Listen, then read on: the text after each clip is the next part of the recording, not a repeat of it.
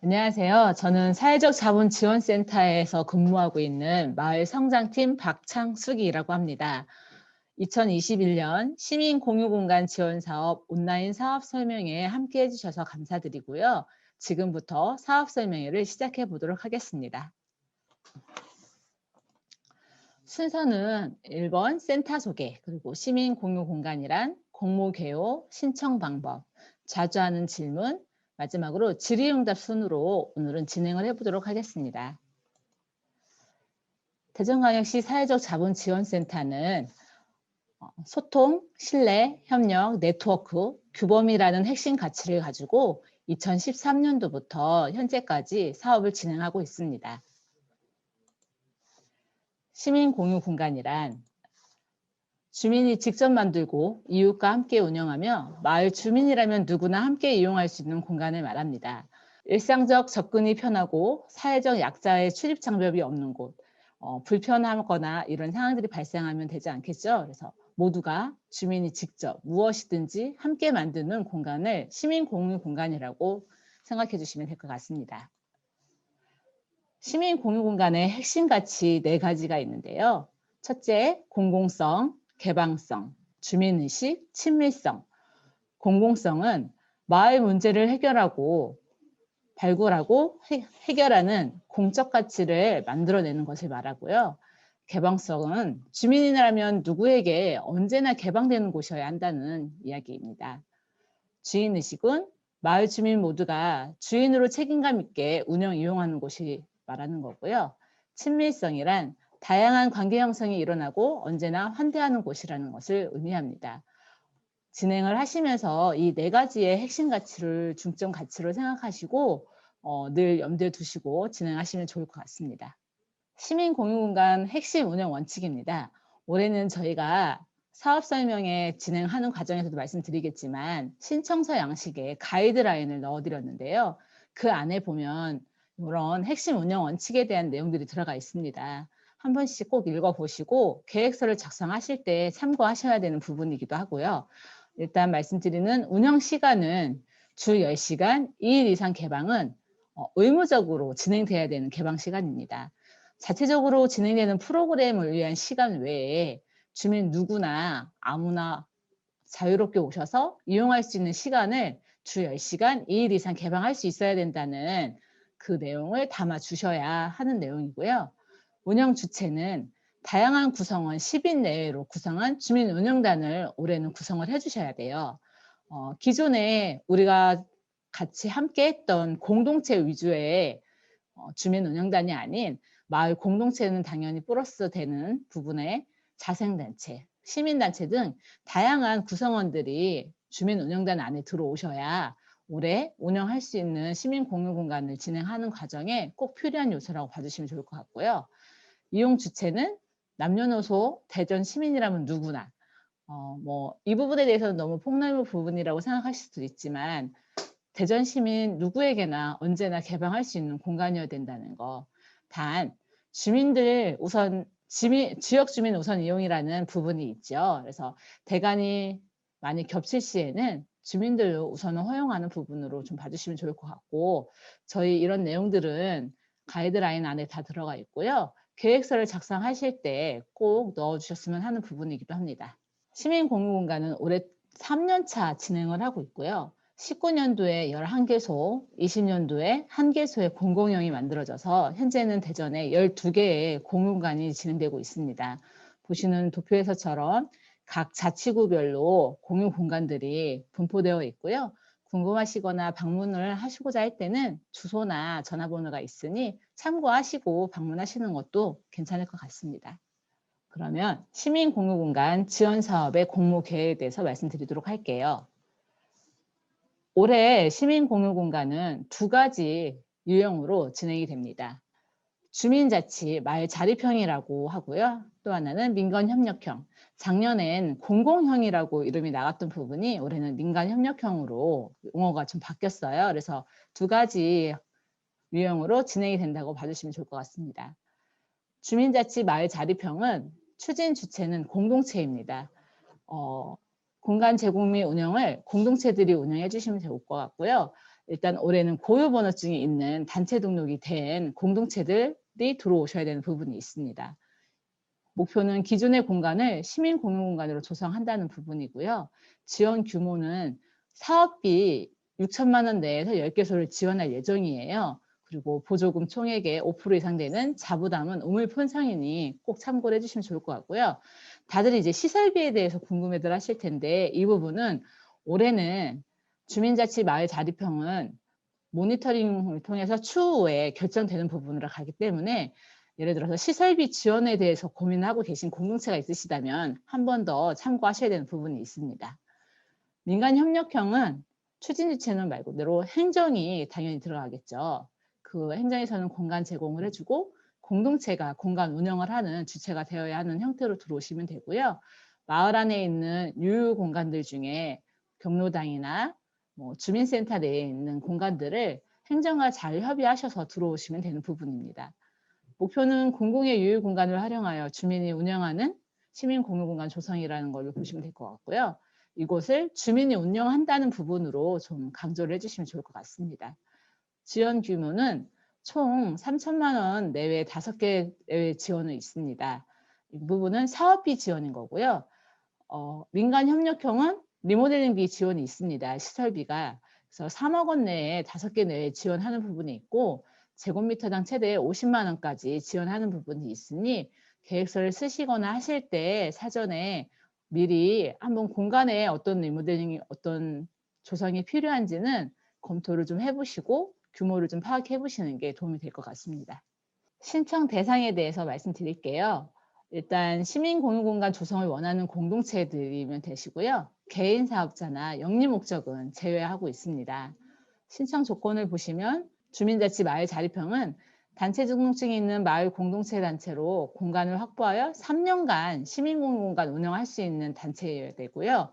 민간협력형은 단체 등록증이 있는 마을 공동체 단체로 행정기관과 협력하여 공공기관을 시민공용공간으로 운영이 가능하도록 협의된 단체가 들어오실 수 있습니다. 두 군데 다 3년 이상의 임차계약서나 공간 이용 사용 허가서가 필요하고요. 단체 등록증은 다 필수로 들어가 있습니다. 그래서 신청서, 주민운영자 명부, 지원사업 계획서 등은 뒷부분에서 다시 한번 소개를 해드리도록 하고요. 밑에 보시면 단체에 대한 설명이 나와 있고요. 공공기관은 우리가 흔히 알고 있는 행정복지센터나 경로당, 복지시설, 그리고 마을 회관 등 공공시설을 말하는 부분이라는 거 참고하시면 좋을 것 같습니다. 올해 시민공유공간 지원 사업은 다음 과정으로 진행이 되는데요. 현재 사업 접수를 받고 있습니다. 4월 2일 금요일까지 접수 마감이 되고 있고요. 1차 서면 심사가 있습니다. 4월 7일 날 발표가 되면 그날부터 공간 상상 과정이라고 해서 저희가 현장 방문을 통한 컨설팅을 진행을 해서 2차 계획서 작성하는 부분을 도와드리려고 하고 있어요. 기존에 마을을 좀 조사해보거나 우리 마을의 현황에 대해서 1차 조사를 해보셨다면 2차 계획서 작성하실 때는 좀 더 세분화된 주민분들과 현장 방문에 대한 부분을 좀 더 촘촘하게 계획한다고 보시면 될 것 같고요. 그 과정은 4월 7일부터 4월 21일까지 진행이 될 거고 그 과정을 거쳐서 계획서가 접수가 되면 4월 22일에 아이디어 창안 대회를 진행하게 됩니다. 이 안에서는 그동안 작성한 계획서나 현장을 돌아본 이야기들을 발표를 하면서 다른 공동체들은 어떤 공간을 운영하려고 하는지 함께 들어보고 평가하는 시간을 가져보려고 하고요. 이때 전문 심사위원이 들어가 있는 심사가 진행이 되고 발표도 26일 날로 진행되는 것까지 올해 선정 과정은 이렇게 진행이 되고요. 사업은 협약을 통해서 5월부터 11월 때까지 진행될 예정입니다. 여기 써 있다시피 혹시 리모델링에 대해서 중간에라도 진행이 되는 부분들에 대해서는 추후 논의가 필요한 부분이고요. 주민자치 마을 자립형도 올해 사업 진행하는 과정에 사이사이에 모니터링이 많이 진행이 될 거예요.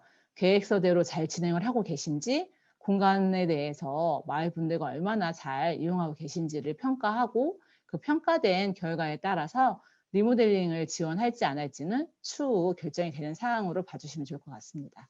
지원 사항에 대해서는 이렇게 3가지 유형으로 봐주시면 좋을 것 같고요. 사업 운영비 부분에서는 홍보 인쇄비, 소모품 구입비, 식비 및 다가비 등 마을 안에서 공간을 통해 진행되는 부분들에 대해서 사용되는 사업비로 좀 봐주시면 좋을 것 같고요.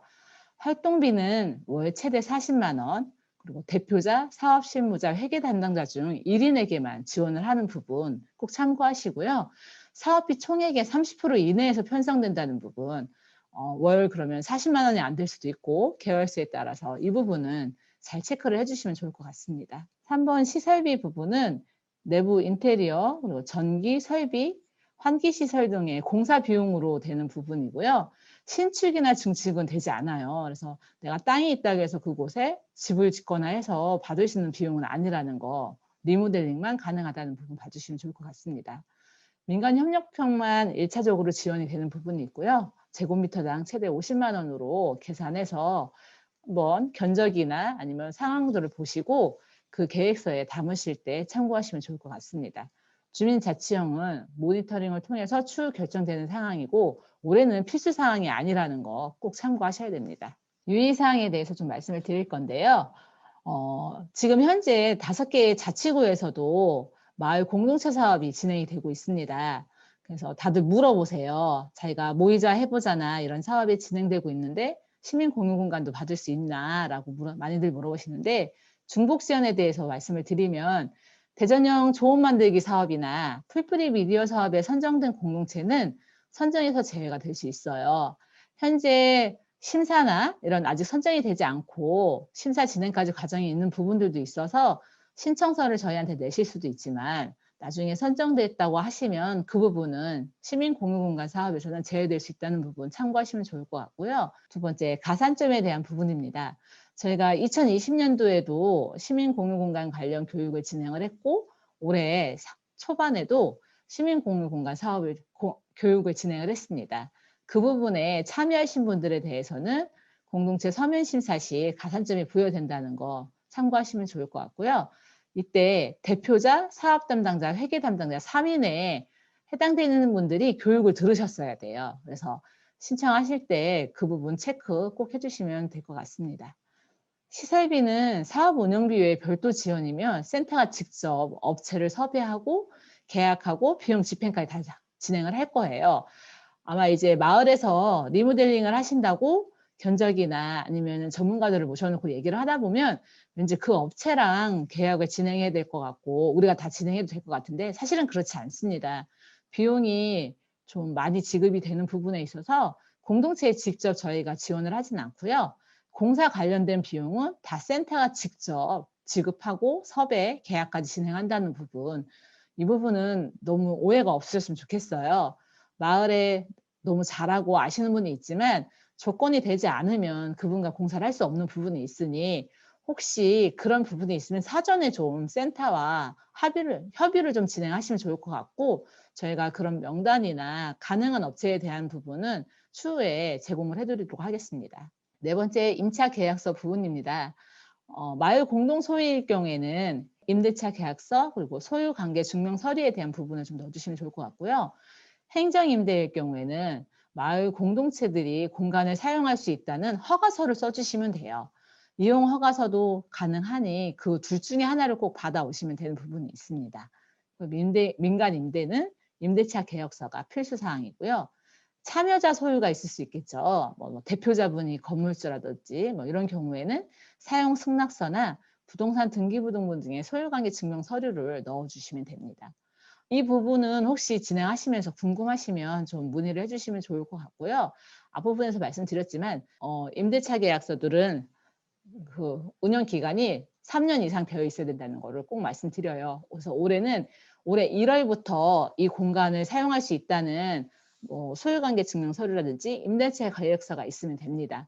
근데 오늘이 3월이죠. 근데 예를 들어서 4월 달부터 그 공간에 대한 임대차 계약서를 받아오신다. 그럼 그 부분은 안 되겠죠. 공유공간 사업은 공간이 있어야 된다는 게 필수 조건이라는 거 잊지 마시기 바랍니다. 세부 일정은 아래를 쭉 보시면 좋을 것 같고요. 사업 선정 이전에는 저희가 아까 말씀드렸듯이 서면 심사 있고요. 그리고 공간 상상 과정이 있을 거고 아이디어 창안 대회 이후에 선정 발표하는 부분이 있습니다. 선정 이후에는 5월 정도에 협약을 진행을 할 거고요. 사업 추진이 되면 매달 원래회와 저희가 해마다 이제 정산에 대해서도 궁금해 하실 건데 뒷부분에 이제 말씀드리겠지만 그때도 좀 많이들 어려워하시는 부분이 있어요. 그래서 올해는 원래 회의를 진행할 때 그동안 그 달에 사용하셨던 지출 결의서와 다 가지고 오시면 그달 그달 점검하는 부분으로 진행을 하려고 합니다. 많이 어려우실 거라고 생각하지만 아마 한두 달 정도 진행해 보시면 그게 더 편하다는 걸 알게 되실 거고요. 사업 진행할 때 사업비를 쓰셨으면 바로바로 지출 결의서를 작성하는 부분으로도 고민해 보시면 좋을 것 같습니다. 사업 종료는 올해는 10월 31일까지입니다. 사업 종료란 얘기는 사업비를 10월 31일까지만 쓸 수 있다는 얘기예요. 그래서 11월 이후에는 사업비를 절대 지출하실 수 없으니 이 부분은 꼭 참고를 하시고 최종 보고서는 11월 12일까지 받는 걸로 진행하도록 하겠습니다. 이제 시민공유공간 지원사업 신청 방법에 대해서 좀 설명을 해드리도록 할게요. 사업 신청서는 저희 홈페이지에 다운을 받아서 진행하시면 되는 부분이고요. 앞에 보시면 대표자, 공간운영자, 회계 책임자 부분이 있는데 이 부분은 필수로 작성해 주셔야 되는 부분입니다. 그리고 중복이 되는지도 꼭 확인을 해주시면 좋을 것 같고요. 가끔 보시면 공간운영자나 회계 책임자가 같은 팀들도 있으세요. 근데 진행을 하실 때 될 수 있으면 그 세 분은 꼭 공간을 운영하는데 올 한 해 동안 함께 하실 분으로 꼭 같이 이야기를 나누시고 작성해 주시면 좋을 것 같습니다. 밑부분에 보시면 대표자 서명과 뭐 단체직이 필수 이 부분은 잘 보시면 좋을 게 단체 직인이라고 되어 있어요. 그래서 가끔들 대표자분이 서명을 해가지고 가져오시는데 사실은 그게 맞지 않는 부분이에요. 그래서 직인으로 꼭 넣어주셔야 된다는 거. 그래서 그 부분 한 번 더 체크해 보도록 하겠습니다. 두 번째로 이제 주민모임 단체 소개서를 작성하게 되어 있는데요. 그 단체 소개나 이런 거는 쭉 해주시면 되고요. 밑에 기타 사항에 보시면 유사 사업에 대해서 올해 받았는지 이 부분을 체크하는 부분이 있습니다. 저희가 올해 중복 사업 체크를 한다고 말씀드렸죠. 그래서 이 부분은 꼭 필요한 부분이니 체크를 해주시고 내가 올해 어디 사업을 냈더라 이런 부분에 대해서는 위에서 작성해 주시면서 한 번 더 체크해 주시면 좋을 것 같습니다. 주민 참여 명부에는 저희가 올해 5명 이상 작성해 달라고 부탁을 드릴 거예요. 그래서 한 가구당 1인만 작성 가능하세요. 예를 들어서 주민 참여 명부에 5명이 있는데 3명이 직계가족이야.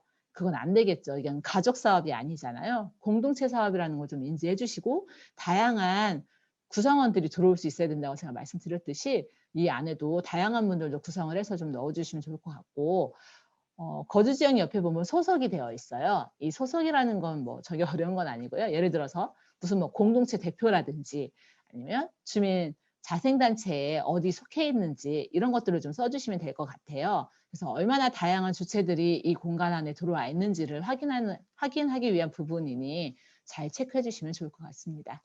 뒤에 보시면 이제 이용 제공 개인정보 처리 동의서라는 부분이 있습니다. 맨 밑에 서명이라고 되어 있는데요. 이 부분은 다 자필 서명을 받으셔야 해요. 그래서 나중에 접수하실 때는 인터넷이나 뭐 팩스로도 넣어주실 수 있지만 심사를 하러 오시거나 현장을 방문하실 때 자필 서명된 원본을 꼭 제출해 주셔야 되는 부분 참고하시기 바랍니다.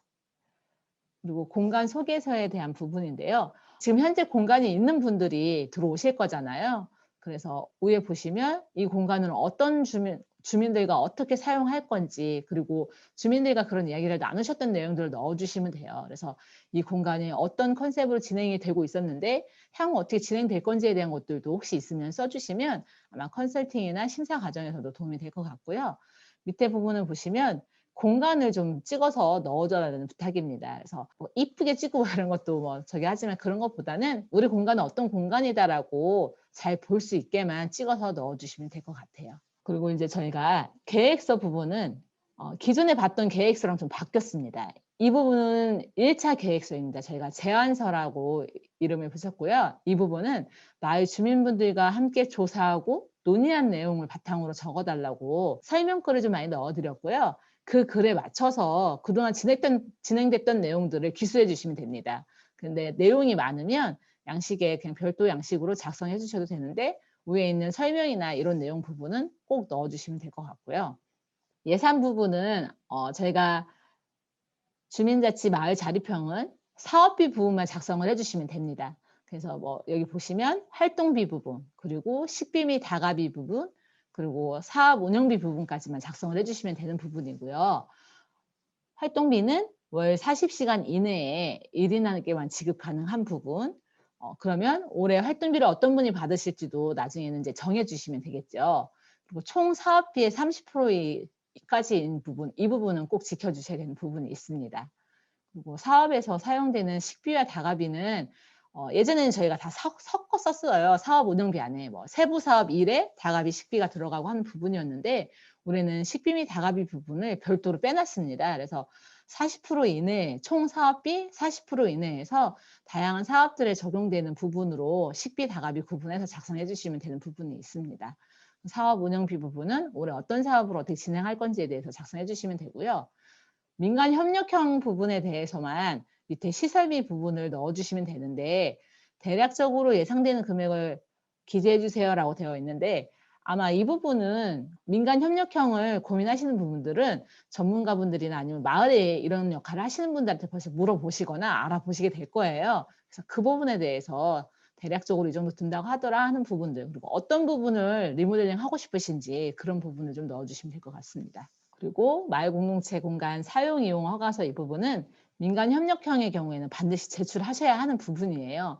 그러니까 개인이거나 주민 자립형 같은 경우는 임대차 계약서의 부분만 받아오시면 되겠지만 이거는 행정가에 사용 동의서가 있어야 되는 부분이라 꼭 확인해 보시고 어디 소유인지 어디 주체인지 확인하시고 그 부분을 건물 소유주와 그리고 마을 주민 어떤 대표자분에게 그 공간을 사용하게 할 건지에 대한 부분을 명확하게 받아오셔야 되는 부분이 있습니다. 그러면 접수는 저희가 지금 3월 12일부터 받고 있고요. 4월 2일 금요일 18시, 6시까지 넣어주시면 되고요. 접수 방법은 온라인을 통한 접수를 좀 많이 권해드리려고 해요.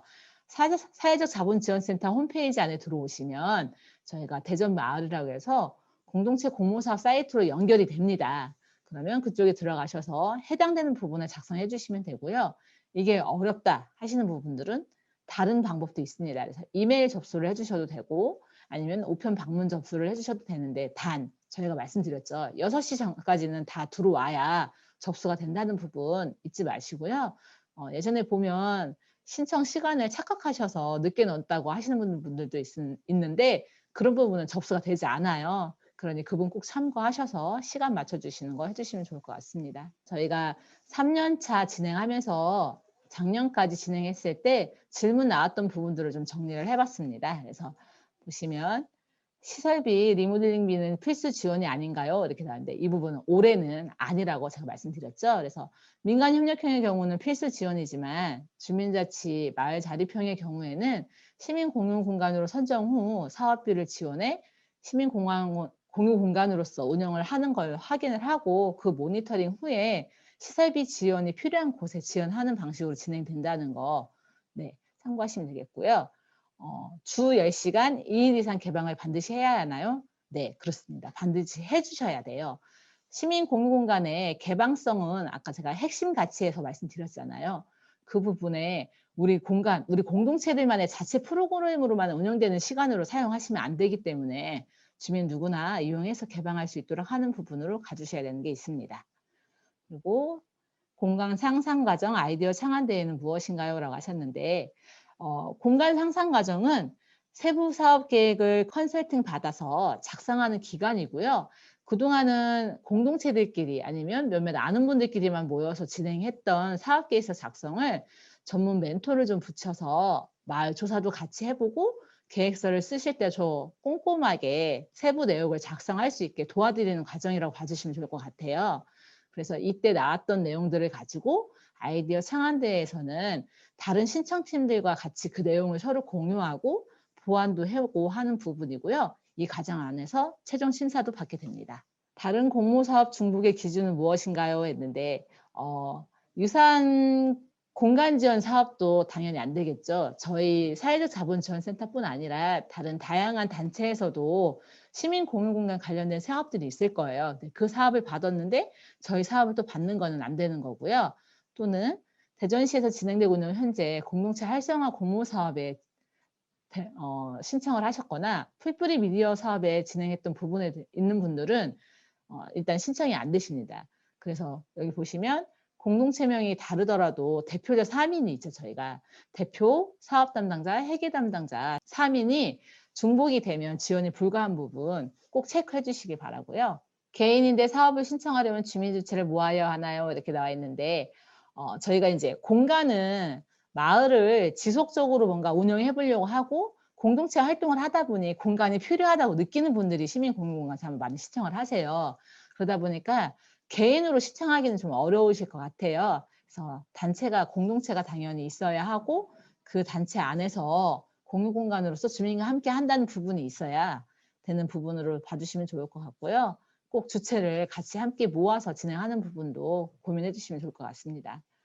자부담 사업비는 필수인가요? 했는데 주민자치 마을 자립형은 총 사업비의 5%의 자부담이 있습니다. 보조금 초경의 5%. 이 부분은 자부담 사업비가 공동체들이 스스로 자립하고 지속할 수 있는 부분으로 좀 보는 거라고 좀 봐주시면 좋을 것 같고요. 사업비만으로 진행할 수 없는 부분을 자부담으로 좀 진행하시는 부분은 가능하니 그렇게 고민해 주시면 좋을 것 같습니다. 임대차 계약서 3년의 기준은 무엇인가요? 아까 나왔듯이 올해 2021년 1월부터 3년 이상 사용 가능한 임대차 계약서를 제출하시면 됩니다. 그래서 3년 이상 우리는 시민 공유공간으로서 운영할 수 있다라는 거를 저희가 보기 위함이니까 그 부분은 꼭 지켜주셔야 하는 부분이고요. 심사에서 지역적인 분배를 고려하나요? 라고 물어보셨는데 해당 지역에 유사 용도를 가진 시설이 벌써 있을 수도 있어요. 그리고 마을에 다양한 공유 공간이 있을 수도 있는데 그렇다 하면 그 공간을 더 활용하게 하는 게 맞는 것 같아요. 그곳에 더 다양한 주체들이 모이셔서 함께 협업해서 진행하시는 부분이 있다 보니 아마 심사 과정에서 이 부분은 좀 고려가 될 수도 있다는 거 말씀드리고요. 가족이 함께 사업 참여자로 신청이 가능한가요? 라고 물어보셨는데 이 부분은 주민참여명부에 아까 직계 가족이 들어갈 수는 없다. 한 가구에 1인만 들어갈 수 있다는 부분 꼭 명심하시고요. 강사비 및 활동비, 구매 및 소비 활동도 하실 수 없습니다. 내부 거래라고 저희가 말씀을 많이 드리는데 참여명부에 있는 분에게 강사비를 드릴 수 없는 부분도 분명히 있어요. 그래서 그런 부분도 꼭 참고하시면 좋을 것 같습니다. 이상으로 저의 사업 설명을 마치고요. 이제부터는 질의응답을 좀 받아보도록 하겠습니다. 질문을 미리 사전에 올려주신 분들은 그 내용을 좀 보고요. 그렇지 않은 분들은 자유롭게 손을 들어주시면 좋을 것 같습니다.